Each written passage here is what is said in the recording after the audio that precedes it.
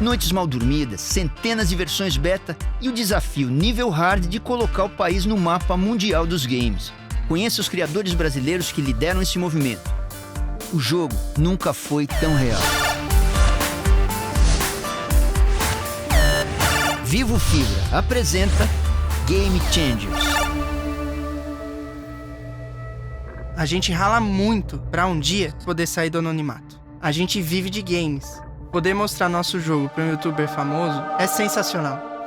Eu tô doido pra testar o jogo de vocês, que eu soube que ia testar um game aqui, então tô empolgado. Porra, a gente tá mais ainda pra te mostrar aqui.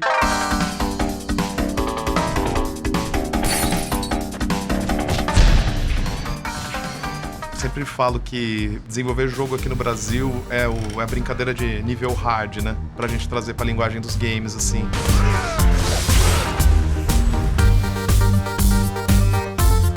Eu trabalho com jogos indie e eu me sinto muito orgulhoso com isso, porque eu vejo gente fazendo coisas muito sensacionais.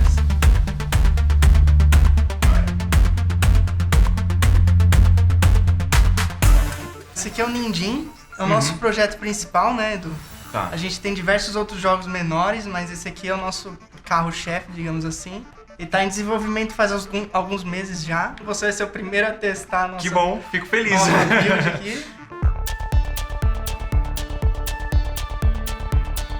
Quando vocês vão com uma ideia de game pra transformar em realidade, o que vem antes? Vocês começam a programar ou vocês fazem uns desenhos literalmente à mão? A gente primeiro tem a ideia básica de como vai funcionar, por exemplo, a movimentação, coisas básicas que o programador consegue já ir adiantando na programação. A gente sabe que o gênero vai ser plataforma estilo Mario. Então o programador consegue já pegar um bonequinho e programar a movimentação, o pulo e tal. Em paralelo a isso, a gente já vai desenhando e pensando as fases, o level design, as features extras e tudo mais.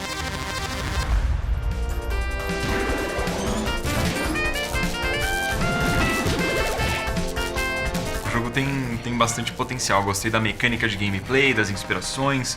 O estilo gráfico tá bem bacana. O jogo promete, eu gostei. Vai ser o My Night Job, jogo que a gente fez em homenagem aos filmes dos anos 80 de terror, aqueles clássicos, assim. Então a gente referenciou mais de 30 filmes numa casa, não para de vir monstro, igual nos filmes mesmo. Então é um cara desesperado salvando um monte de gente na casa, não para de aparecer gente pra salvar também. Então é sempre assim, vai crescendo a tensão do jogo. Primeiramente eu escrevo, né, certinho todas as coisas, mas quando vão produzir é legal fazer mais ou menos o que vai ser mostrado na tela. Então, atingiu um golpe, aí fez outro movimento e tal, atingiu outro golpe, aqui atingiu outro, aí pula, cai, não sei o que. É tudo via código, a gente escreve como a gente quer que eles se comportem. Se ele apertar pra cima e apertar o botão de soco, ele vai executar uma ação. A gente escreve qual vai ser essa ação que ele vai executar quando ele fizer esse comando no controle. Começou a fazer trabalho gráfico com 3D, né? Ninguém queria saber de desenho, né? O jogo que era desenhado era mal feito naquela época. Aqui é uns sketches de um amigo nosso, o Rafael Ventura, né? Ele já falava na época. Faz 2D melhor, vai encaixar melhor. Faz 2D, tá? 3D. Não. 3D. Tem alguns grupos de desenvolvedores que a gente troca informações quando precisa ou quando encontra algum problema e tem dúvidas. Geralmente a comunidade conversa e também para mostrar os projetos. A gente manda, por exemplo, saiu uma demo desse jogo, a gente compartilha e o pessoal dá feedback pra gente. Depois que você decidiu mais ou menos o ambiente e tal, onde vai se passar o jogo, alguma coisa assim, o estilo, tentar fazer uma mecânica que você vai utilizar essa mecânica de mais de uma maneira, em mais de um momento, aquilo ser bem a raiz mesmo de tudo que o jogador vai fazer. Então, por exemplo, no caso do My Night Job, é ação frenética, do cara ficar eliminando fácil muitos inimigos. Isso é o básico, assim. Você tem que pensar mesmo numa sensação. Qual a sensação que você quer que o jogador tenha?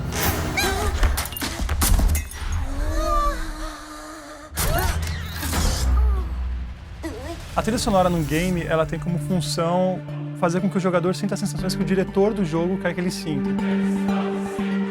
Geralmente, quando eu componho, eu sempre tenho uma imagem do jogo. Isso é muito interessante, isso é bastante particular meu.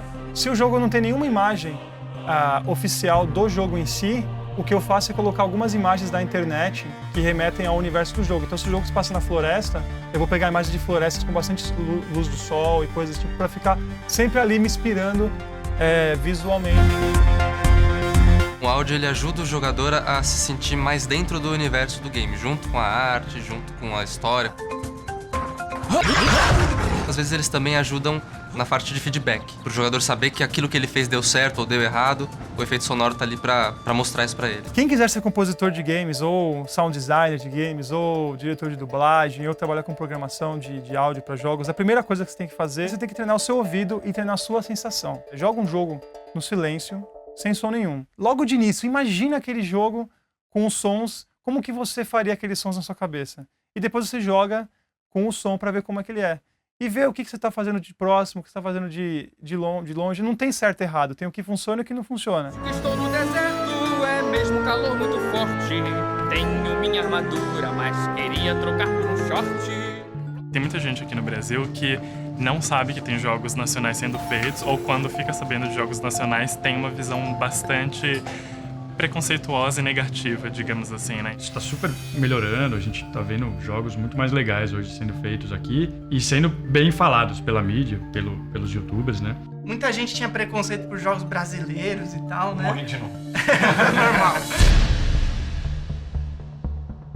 Eu vejo muito o game como cultura, acho que qualquer coisa que você joga está te trazendo uma informação a mais e principalmente uma informação cultural, que pode ser de arte, de vídeo, de música.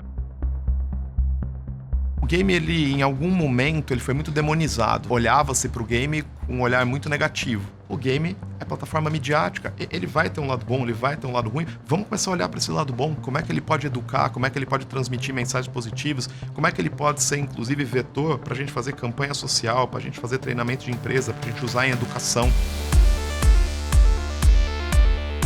E hoje está tão acessível de você criar um jogo sozinho, em grupo, tanto faz, mas assim, tem um monte de ferramenta gratuita. Você consegue criar um jogo e aí sim você tem um material para mostrar, você tem um portfólio mais legal. Eu acho que uma indústria ela é feita de caras grandes e caras pequenos. Os indie gamers, os caras que desenvolvem indie game, esses caras são uma base muito importante dessa indústria. Vai ser difícil, não importa o que você faça, quantos artigos você leia, quantas aulas você faça, você vai encontrar dificuldades que você não tinha como prever, não tem por que você não se arriscar fazendo o jogo dos seus sonhos, assim. Uma das melhores sensações, assim, para desenvolvedor é você ver essa parte de teste, ver a reação das pessoas. As pessoas dão risada, se divertem, chamam um amigo, assim, pra ver, você fala, putz, é isso aí, isso que a gente queria, tá dando certo, né?